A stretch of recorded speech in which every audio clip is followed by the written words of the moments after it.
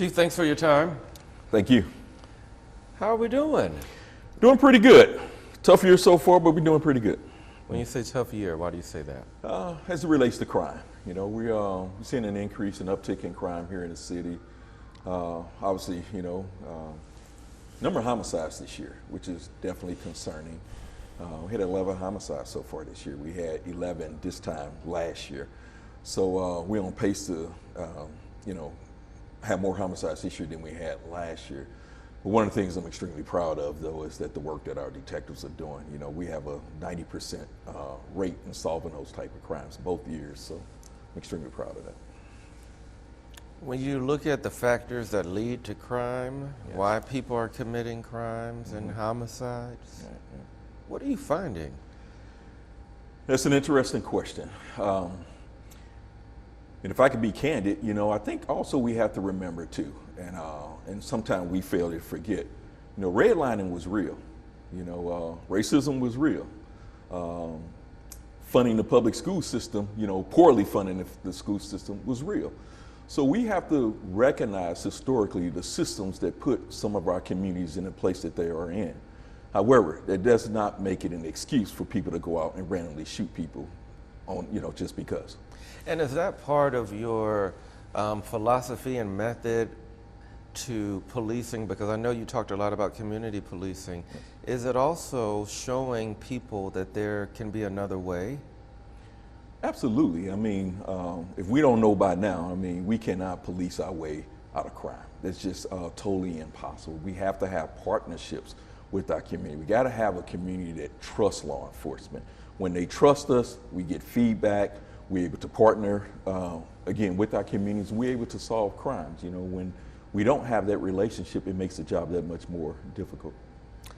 You've been here a few years now. Yes. At the helm. Yes. How is the department different from when you came? A lot. The diversity. Let's start there. We have more officers of color than this in the history of this department, more than they ever had. We have more gender representation than we ever had in the history of this police department. Our policies and procedures are solid. These are policies that the Department of Justice have approved for us. And that relates to like our use of force policies, our First Amendment policies, things that really affect our community. Those policies are pretty solid. I'm pretty proud of that. You're specifically talking about the consent decree. Yes, sir. Which outlined several measures of, hey, you guys got to get a handle on this. Yes. Did you take that to heart? When you came in, of course, it was put in place before you got here. Yeah, absolutely. Originally it was a challenge. When I came to Ferguson, I think the police officers looked at the consent decree as like punishment to the department. It's like, hey, you guys committed a bunch of ill will, so now we're punishing you for it. But we also have to keep in mind that many of these officers that work here in Ferguson today wasn't here in 2014. So one of the things that I had to do is try to change the culture here at the police department. So what I had to do is get the officers to buy into the fact that we can't see the consent decree as punishment. We have to look at it as this is the standards, this is the gold standards on what law enforcement should be.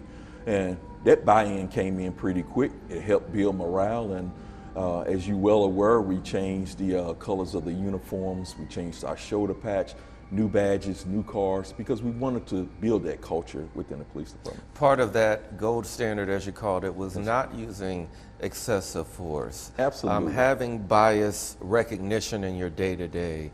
Tell me about some of that training. Absolutely. We have that training annually. Our use of force, our First Amendment, and things that you just mentioned. Again, what I'm extremely proud of, and I know that the systems are working and the training is working, we handle roughly about 35,000 calls for police services annually, and less than 1% of those calls result in some type of use of force. I think that's a testament that these officers are taking training seriously and they're treating the public with more respect. Staffing, you have a few vacancies, I believe. Yes. Yes. And we know there's been a budget crunch, every municipality just about, but even here in Ferguson. Yes. And it's affected you. It has. I know you haven't cut officers, but have you been able to hire? Not yet. Those discussions are still ongoing with the city. Obviously, the city is going through some budget issues, and I truly, to be honest with you, I admire the people who have to make these tough decisions because you only have so much money for a city, and you have to allocate it in the ways that you think is appropriate. However, what I will say is that public safety is extremely important. I think we should know that by now. And regardless if it's Ferguson or any other city, you have to have a well-funded law enforcement agency to address, as I just mentioned, 35,000 calls for service a year. That is a ton of calls. You got to have enough officers to be able to handle that capacity. So what does he ask? If it was a perfect world and you could get what you needed at bare minimum, what would that be? 20 more officers. It would be. That's enough officers to staff a detective bureau. That's enough officers to have a full-time crime identification unit. It's enough officers to address hotspot policing in our community. So, and how many do you have now? We currently have like 31.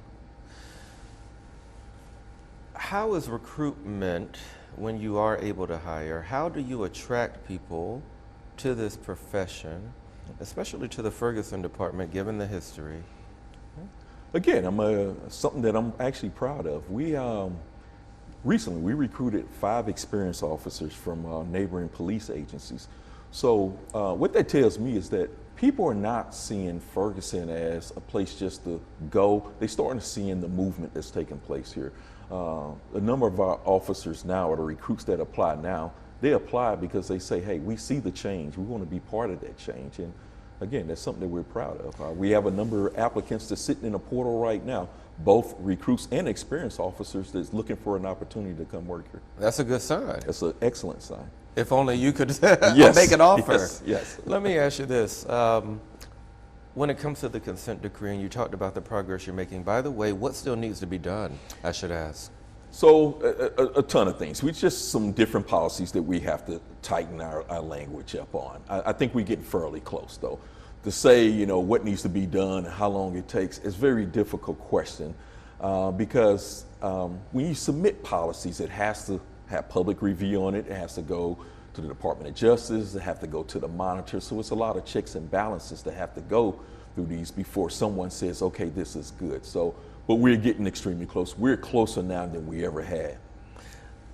What kind of feedback are you getting from the Civilian Review Board? Excellent. I think if you had an opportunity to talk to our Civilian Review Board, they'll tell you that we have a better relationship with the police department than we ever had before. And I think what helped build that relationship up is just being transparent with them and them being transparent with us. I think in any city, whether you're a police chief or mayor or even a leader of a company, it's extremely important that you listen to your clientele because oftentimes we're quick to say what's needed in a community, but we don't listen to what the community is asking for us. And I think once you start doing that, that trust slowly starts to gain. You're meeting regularly, or? Yes, we meet once every quarter with the Civilian Review Board. But as far as the neighborhood different groups, we meet several times a month. And what are you hearing? What are the people saying, Chief, this is what we need? To be honest with you, a lot of the comments have been very positive. And the reason I know that is when I go to a service station here and I stop to get a cup of coffee, when residents are walking up to me saying, hey, Chief, keep doing what you're doing. We're proud of the work that the Ferguson Police Department. That tells me real changes have taken place and people really trust us. I don't know if we would have heard those conversations back in 2014. Well, there's been high turnover when it comes to the chiefs, acting, interims, ever since 2014. Yes.